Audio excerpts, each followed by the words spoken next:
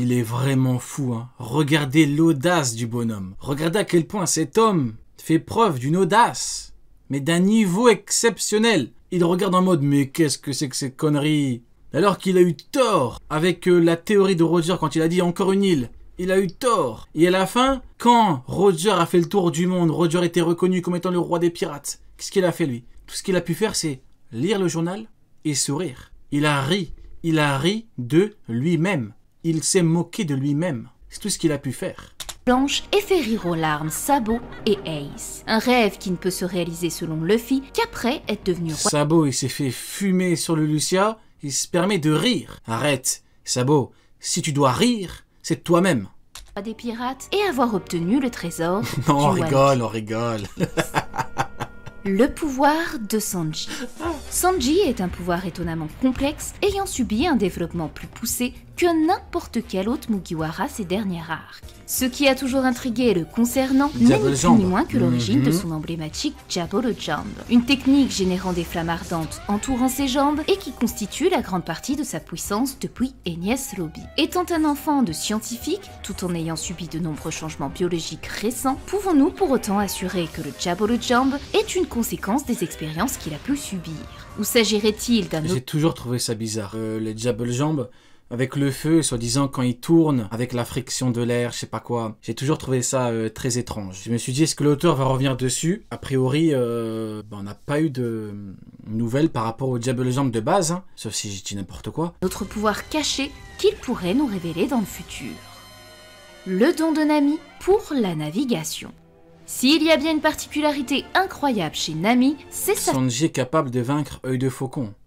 faculté à prédire la météo. Pourtant, ce pouvoir ne vient ni de ses connaissances théoriques, ni d'un fruit du démon, ou même d'un objet, mais bien d'un talent inné que la navigatrice semble posséder. Vivi ira même jusqu'à dire que c'est comme si elle ressentait Cyclone, uniquement sur des connaissances théoriques, c'est comme si elle ressentait ces changements avec tout son corps. ces changements de tout son corps. Mais d'où lui vient ce don si unique? L'abandon de Nami sur Oikot. L'aptitude de Nami à présager le climat pourrait s'expliquer par sa naissance. Même si nous connaissons une partie de son passé à travers Belle-Mère, ses origines n'en restent pas moins obscures. La seule information à notre connaissance est qu'elle ait été recueillie sur l'île d'Oikot, un pays dont... Là, Nami, c'est typiquement le truc, je me dis, est-ce qu'un jour on aura vraiment la vérité sur sa famille? Ou est-ce que l'auteur se dit, bon, c'est une vasielle? Ou est-ce que je veux dire, est-ce que l'auteur se dit, bon, en vrai, ça peut être intéressant pour les gens? Après, le problème, c'est que je me dis, actuellement, on a du Garp, on a du Barbe Noire, on a du Shiryu qui arrive. Vous voyez, on a Elbaf, on a Kid. Est-ce qu'il peut vraiment caler un chapitre ou deux sur Nami? Même Kaido n'a eu que, quoi, même pas 10 pages, je crois. Est-ce que vraiment... je sais pas. nous ignorons malheureusement tout. Les meurtriers des Rambards. Ou alors, à la fin, il te sortira un bouquin en plus, ou alors... Il y a des dizaines d'années, dans les eaux troubles du Triangle Florian, l'équipage des Rambards pirates disparaît des suites d'une attaque ennemie. Ces pirates n'ont ni nom ni Jolly Roger, mais sont parvenus à faire succomber tout un équipage en utilisant des... Quand est-ce que tu parles du fait que Shanks a failli décapiter Kizaru dans OP? Parce que si je commence à parler des films, je vais devoir parler du fait que Garp Prime et que Sengoku Prime n'ont pas voulu combattre Bullet et qu'ils ont préféré envoyer un Buster Call. Donc, je vais éviter parce que je suis un pro-Garp, tu vois. Je suis tellement un pro-Garp que je vais éviter de le foutre dans la merde, dans une merde noire, donc je ne vais pas en parler. armes empoisonnées. Bien sûr, la grande question est de savoir de qui il s'agissait, et surtout, si nous allons les revoir dans l'histoire actuelle, malgré... Ah, faut serrer les coudes, les mecs, entre pro-Garp, hein. Parce que, entre Don Chinjao, Barbe Noire qui l'insulte devant Sengoku, Shiki, le Buster Call, c'est chaud d'être un pro-Garp, hein. Le temps écoulé. Les parents de Franky. À 10 ans, Franky fait la rencontre d'Oden Kozuki et de Goldie Roger sur l'île de Water 7. C'est ici qu'on découvre une partie de son enfance où il raconte avoir été jeté par-dessus bord par des pirates. Qui sont-ils et pourrait-il s'agir de voilà, pareil, comme pour Nami. Est-ce qu'un jour on aura la famille de Franky en mode ils l'ont pris, ils l'ont jeté du train? Je sais pas, en vrai on peut très bien voir comme Big Mom, hein. Big Mom on les a vus, ils ont abandonné... Attendez, mais Big Mom on n'a pas eu... Pourquoi est-ce que c'est une anomalie? Pourquoi elle est comme ça? Pourquoi elle est aussi forte, si grande, si énorme? On n'a pas, c'est juste comme ça. On n'a pas d'infos je crois. Ses parents, eux qui étaient également d'anciens pirates. La mère de Luffy. L'enfance de notre héros, mon Kitty Luffy, rate. La mère de Luffy.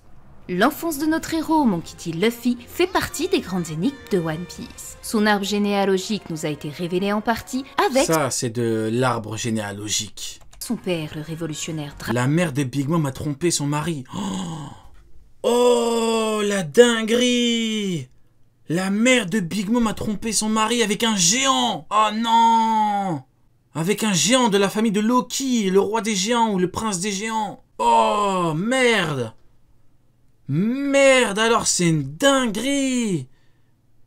Oh, c'est trop grave! Dragon et de son grand-père, le héros de la marine, Garp. Pourtant, même si nous connaissons les hommes qui entourent la vie de notre héros, qu'en est-il de sa figure maternelle? Oda ne semble pas vouloir dévoiler la mère L'aventure d'un jeune homme commence lorsqu'il quitte le nid. Les mères n'en fait alors pas partie. de Luffy, puisqu'il a déclaré que l'aventure de Luffy débute une fois qu'il a quitté les bras de sa mère. Dès lors, il souhaite raconter l'histoire de ce jeune homme, et sa mère n'en fait pas partie. Une énigme qui restera donc dans cette longue liste, peut-être la seule que l'auteur gardera secrète. Ça rentre pas, demande à Neptune et Otohime, hein.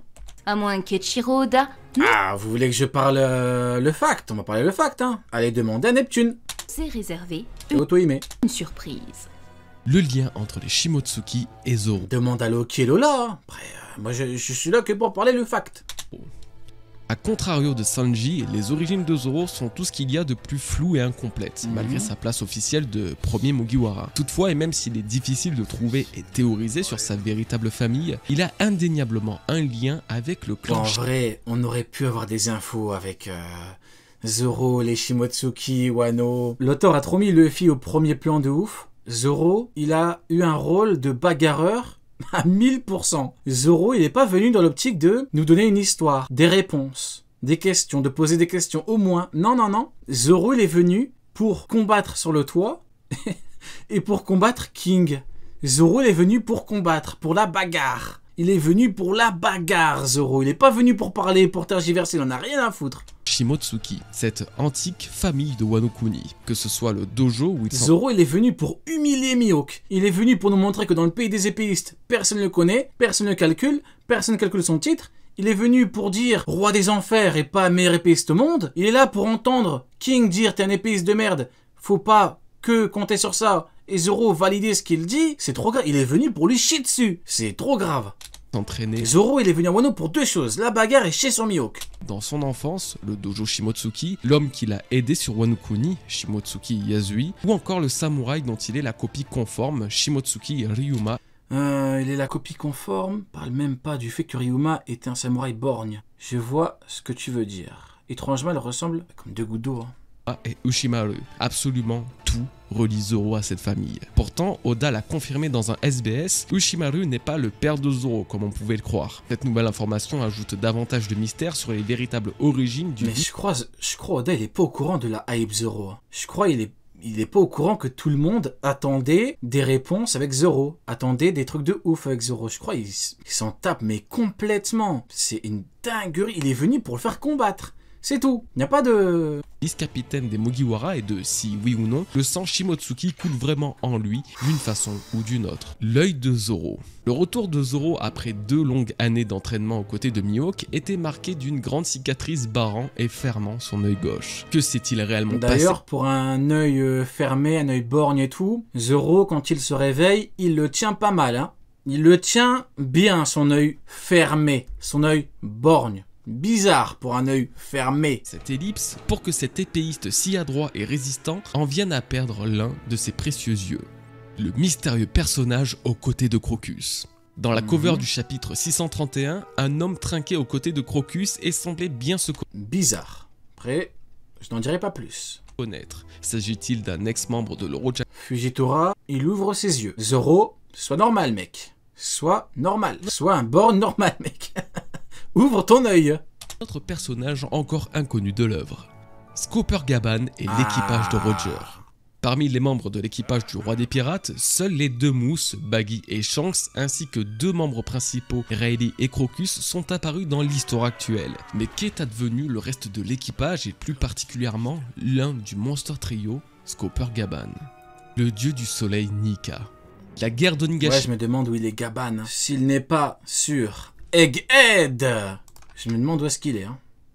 Kojima a, à notre grande surprise, révélé au monde une entité, ou devrais-je dire une divinité, qui a changé absolument toute notre perception de One Piece. Nika, le dieu du soleil, est... Même l'œil de Rayleigh est ouvert. Bah oui, tout à fait.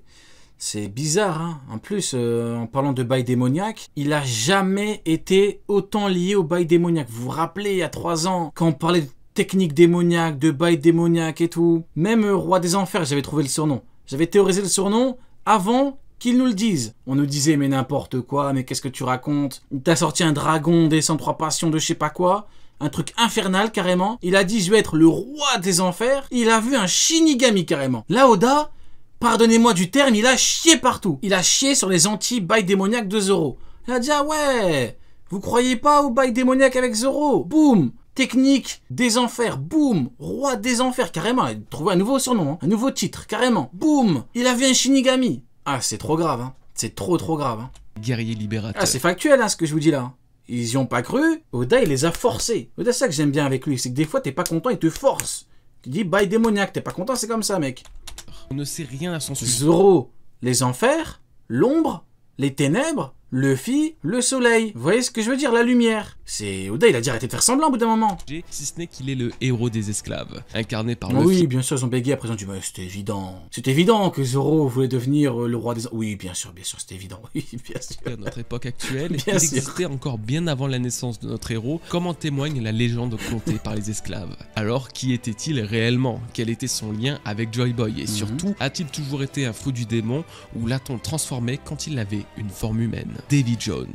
Davy C'est sur Jones. l'île de la Ruche que naquit le plus grand jeu pirate au monde, le Davy Backfight. On ne sait ni quand ce jeu a vu le jour, ni même l'histoire qui a mené à sa création. Tout ce que l'on sait, On avait réacté une théorie, vous vous rappelez, du fameux Davy Jones. c'est que son auteur fut le célèbre pirate Tout d'abord, le terme de Davy Back n'existe dans aucune légende. Quant au Davy Backfight, c'est un jeu qui n'a cours que dans l'univers de OP. En revanche, l'expression le coffre de Davy Jones qu'on trouve dans le tome 33 provient d'une histoire que tous les marins connaissent. D'accord. Davy Jones.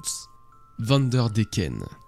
Ida Vanderdecken, Vanderdecken. premier du nom, l'ancêtre de celui que nous avons découvert durant l'arc des hommes poissons, était un pirate particulièrement notoire. Capitaine du légendaire hollandais volant, la légende raconte que Vanderdecken a assassiné En pendant vrai, la ce qu'il est fou avec OP, c'est que maintenant, quand on entend Vanderdecken et tout, ou l'autre là, ou D. Jones et tout, on se dit bon, on souffle un peu, ou alors certains diront on s'en tape, certains souffleront. Mais en vrai, quand tu lis une fois, que tu regardes OP une fois, t'es tellement pris dans le truc, tu te dis putain, c'est trop bien. O.J. Jones, quand il se dope et tout, quand Zoro hop, il lui met un coup dans l'eau, c'est trop grave. Hein. la nuit l'intégralité de page après être devenu fou, allant même jusqu'à défier la colère de Dieu lui-même. Pas seulement il connaissait le mythe de Poséidon, puisqu'il s'intéressait également à cette arme antique. Alors, qui était-il? D'où tenait-il ces informations? Et surtout, qu'est-ce qui l'a poussé à une telle folie? Une telle folie. L'ancien utilisateur du Yami Yami no Mi.